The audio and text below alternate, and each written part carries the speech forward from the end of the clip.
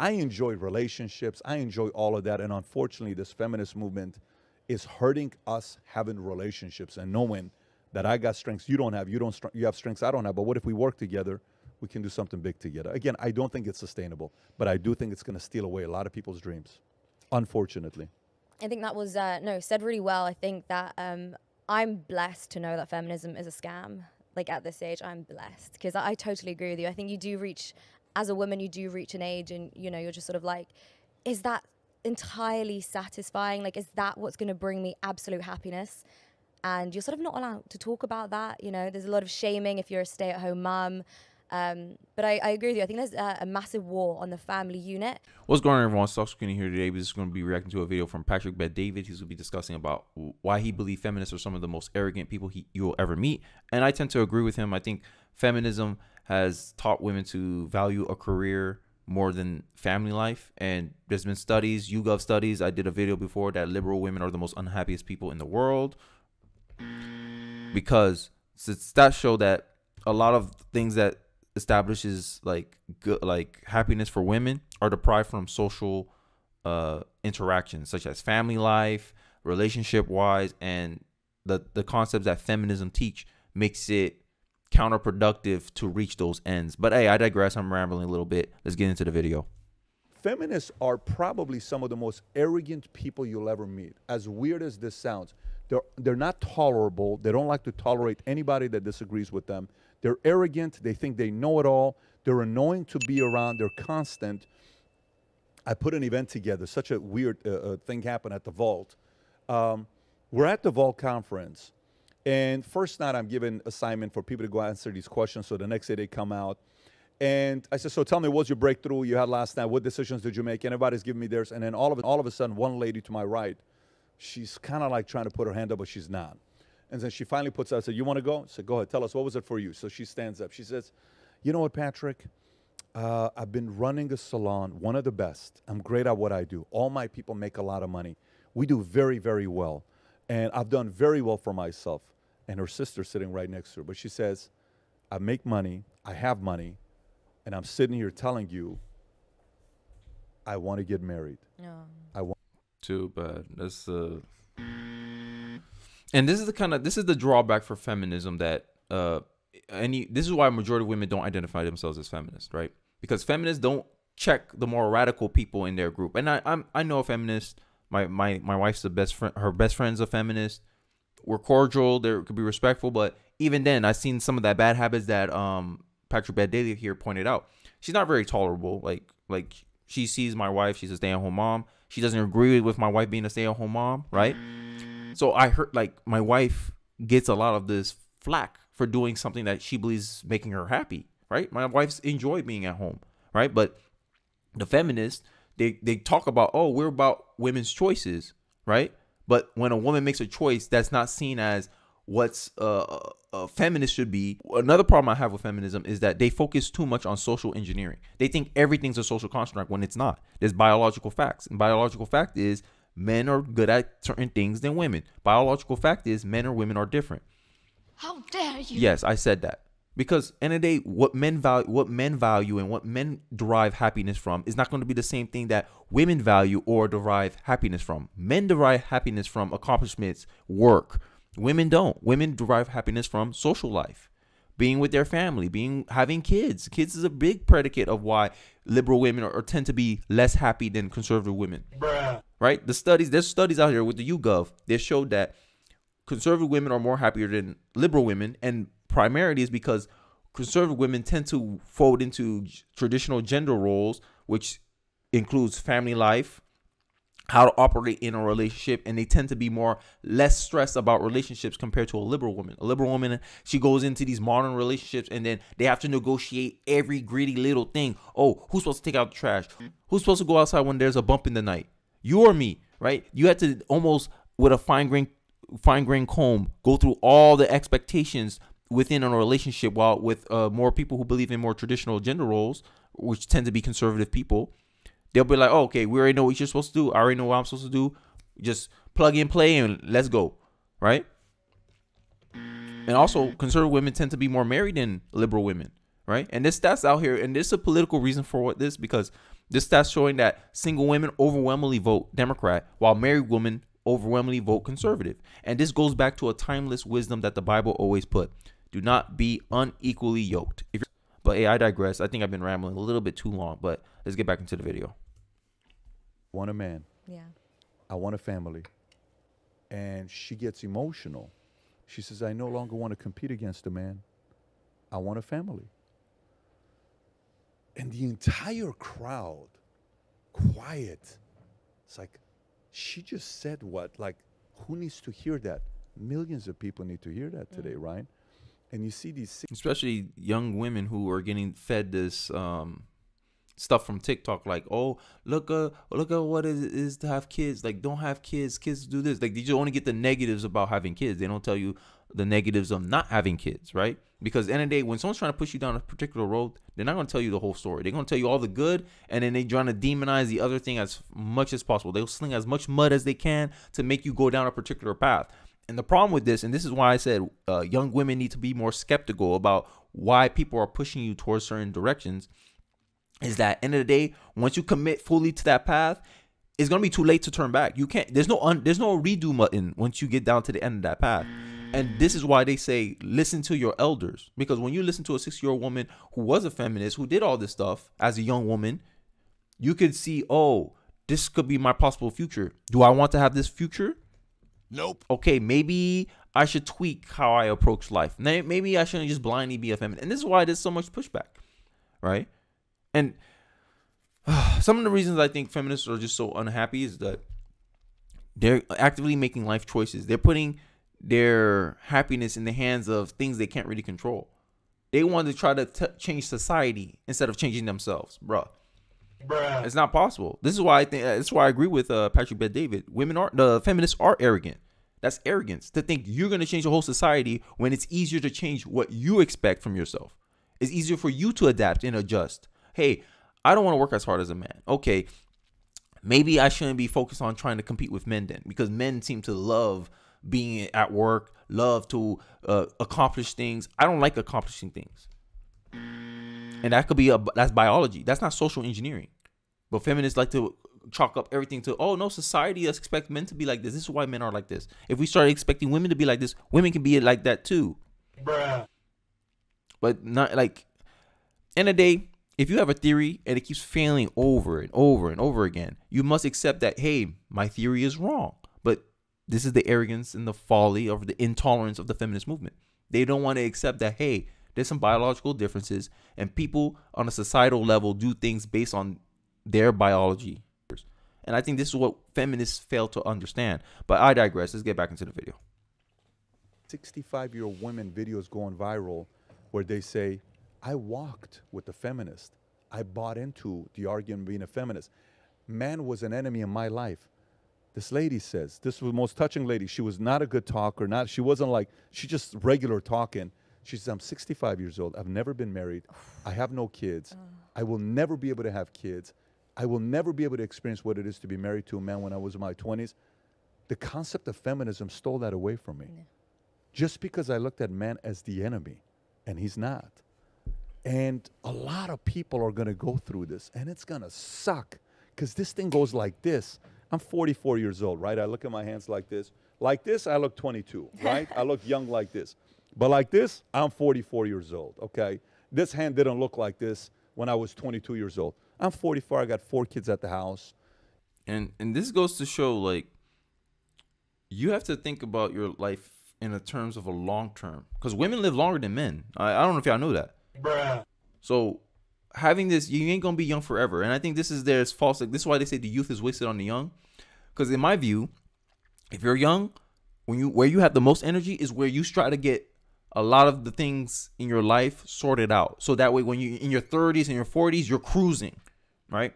In your 20s, that's when you're supposed to be building relationships, hopefully have a spouse within your 20s, right? Because this is why I'm pushing that women should date with intention, not sitting here wasting their time having fun, doing hookup culture when Gen Z women been screaming how bad hookup culture was, and they start blaming millennial women for setting up this precedent. Everyone's seeing the downfalls of just giving into your desires, just doing whatever you want, undisciplined, right? Gen Zers are having less sex compared to the previous generation, and people are seeing it as a bad thing. I'm like, no, it's a good thing. Maybe sleeping around with a bunch of people who I have no ties, no relationship. I don't even know if we share the same values, giving my body all willy-nilly. Like, come on. That, to me, that, like, observing yourself as something sacred, I think that's a better message than saying, oh, no, I can just have sex with whoever I want. No, that doesn't work, right? And there's stats out there that show, I think there was a stat out there that the more sexual partners a woman have, the higher the rate of divorce is shown in the stat. Now, I know correlation doesn't mean causation, but there's something to that.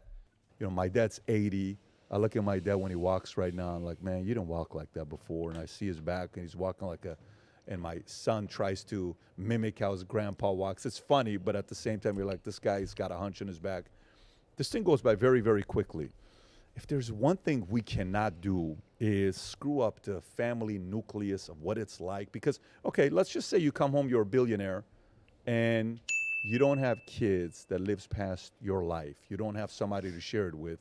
Let's say every night you sleep with somebody new. Okay, cool. Let's role play that. Every night. First night, Mary. Second night, Jennifer. Third night, Jackie. Fourth night, Cindy. How many nights can you go like that? Okay, cool. It's bragging rights. Maybe for a year, 2 years. Cool. I've been with this many. Who the hell are you having conversations with? And here's the problem. And it seems like in our culture, we have like a divide. It's, are we striving for virtue or we're striving for vice, right? And Stoics talk about this, moderation in all things, right?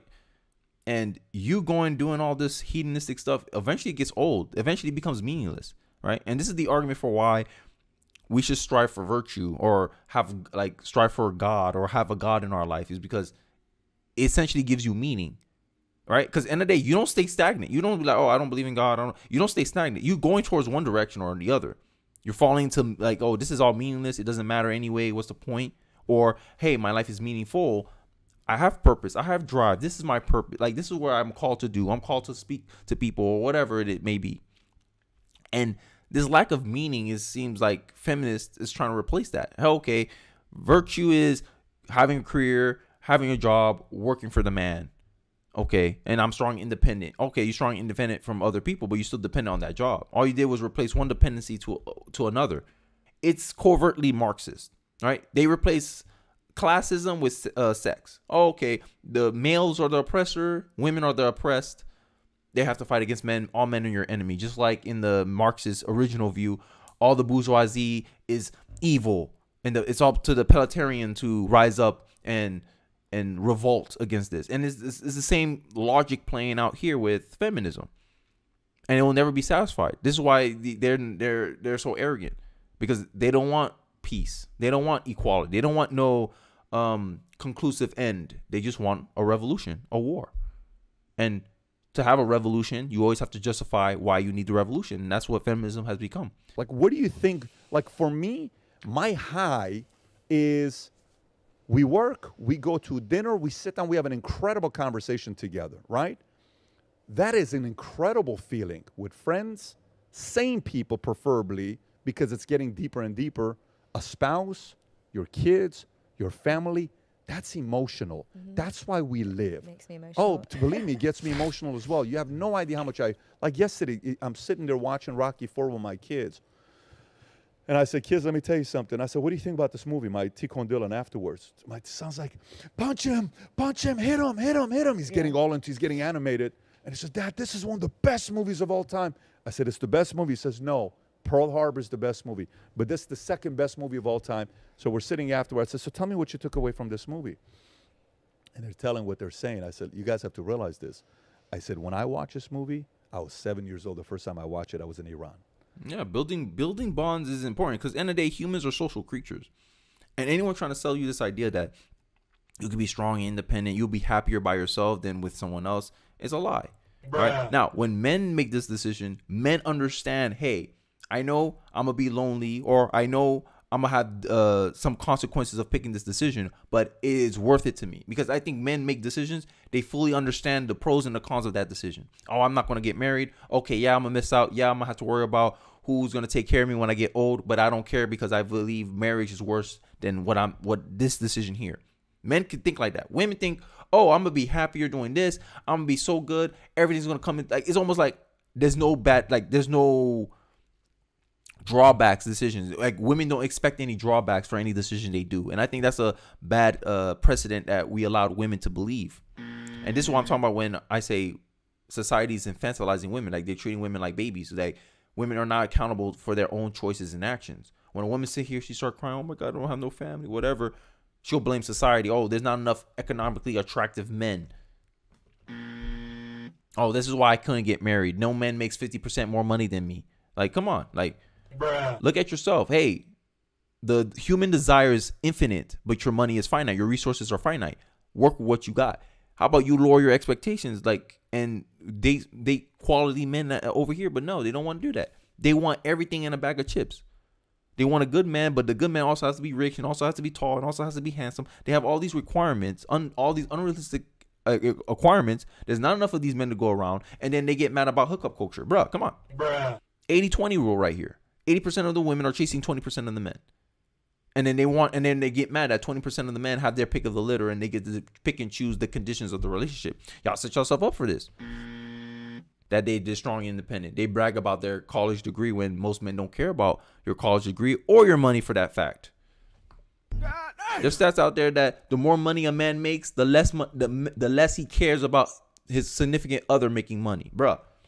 But it's the opposite for women. The more money a woman makes, the more she cares about the money her potential partner makes. Come on, guys. It doesn't make sense. If this doesn't show you that men or women are different, I don't know what will. But I digress, man. We got 2 minutes left into this video. Let's go. Let's get into it. And my mom's side, they were communists. My dad's side, they were imperialists. It was as if this movie was about my mom and dad, where they would fight all the time. And his message was trying to figure out a way to see what things we have in common. But I said, everybody's a Rocky. We all got big dreams. Don't ever let anybody steal that dream away from you. But I enjoy relationships. I enjoy all of that. And unfortunately, this feminist movement is hurting us having relationships and knowing that I got strengths you don't have. You have strengths I don't have. But what if we work? Feminists don't want to recognize the biological fact that men or women are different. They think everything's a social construct. They think the only reason men or women are different is because society has placed that mindset on them. When instead, society recognized the pattern. They observe the pattern. They say, oh, men are really good at this. Women are very good at that. Okay, let's create rituals. Let's create societal norms that helps us, enforce us, and put each gender in the best position to succeed. Because men can work longer than women. By the time women hits around 60, around that, their bodies start breaking down a lot earlier. Men's bodies are a lot more durable for work. A man can work until he dies. A woman can't. Bruh. That's biology. That's not societal expectation. If you're a pro-family woman, 9 times out of 10, feminist gets in the way of you achieving that goal of having a family. If you're a pro-career woman, go ahead, be a feminist. But don't later on down the road, you go into regret and then you want to blame society for pushing you. No, end of the day, you volunteered to be a feminist. You're not a victim of feminism. And that's the problem I have with a lot of feminists. In my view, feminists has somebody in their ear telling them, hey, I think you should have a family, you should have kids. And they were like, nope, I don't need no man, I don't need no family, I don't even want kids, right? Because they were young and they think they'll be young forever. And then when they're 60, now they regret. No, it's too late to regret. You're volunteer for this life. Don't cry victim now. Work together, we can do something big together. Again, I don't think it's sustainable, but I do think it's going to steal away a lot of people's dreams, unfortunately. I think that was said really well. I think that I'm blessed to know that feminism is a scam. Like, at this age, I'm blessed because I totally agree with you. I think you do reach, as a woman, you do reach an age and, you know, you're just sort of like, is that entirely satisfying? Like, is that what's going to bring me absolute happiness? And you're sort of not allowed to talk about that. You know, there's a lot of shaming if you're a stay-at-home mum. But I agree with you. I think there's a massive war on the family unit. But it's not just feminism. There's the feminization of men. So they're trying to make men more feminine so that women then have to rise up to fill that void and provide for themselves. Which is, I believe, setting them up to failure, but I digress. So how do we solve the feminization of men? So for some people, it's too late. You can't do nothing about it. Like you see right now, Dwayne Wade's ex-wife is suing him for forcing his son to go through the, trans, surgery before he's 18 years old. And they're going back and forth. And some are saying, Dwayne's doing it because he's choosing career because he's about to get a big deal with Disney versus this. I think that kid is done. Yeah. I think that kid's going to buy into what Dwayne, Gabrielle Union are selling to him. He's unfortunately going to be in. And he's Like, and this is what Frederick Douglass was always warning about. He said, it's better to create stronger children than to fix broken men. Like, the damage has already been done, right? Like, end of the day, for the future generations, I'm more focused on them. This is why I'm speaking out. Because if I can get a young woman to at least rethink her assumptions about feminism, like, if your idea is, I want to be happy, feminism may not be the best choice for you. I'm just saying, bro. Because feminism is counterproductive to the happiness of women. I already laid out the stats. Who's more likely to be a feminist, a liberal or conservative? Liberal, okay. Liberal women are the most unhappiest people in the world. Why? They have a higher rate of depression. They're on mental health meds. They suffer from depression. They're unsatisfied. They're reported being unsatisfied with their life. Does that sound like someone who's happy? That's what feminism does. Because feminism pushes you or influences you to make decisions that is not conducive to your happiness as a woman. Because they're trying to make you like a man. Right? If a man was doing what feminism was pushing, he'll be happy. Men can have kids up to their 50s. Women can't.